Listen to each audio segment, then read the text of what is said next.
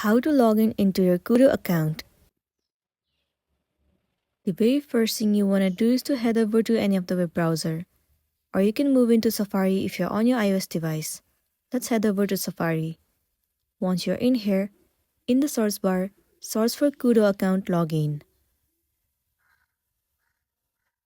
You will be landing on this page. Scroll down and tons of different sites will be visible to you, but head over to the very first one, Login Koodo Mobile. It will land you on the official page of Koodo.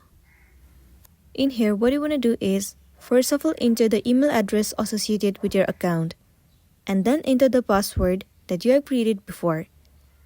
In case if you have forgotten your email address or the password, then you can click on Forgot. Follow the on-screen process and then recover your login credentials. So once you have entered all of your login credentials, tap on Login and you will be successfully logged into your Koodo account, and you'll be good to go.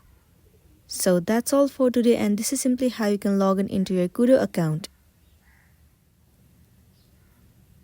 Make sure to smash the like button and consider subscribing if you found this video helpful. We'll see you in the next one.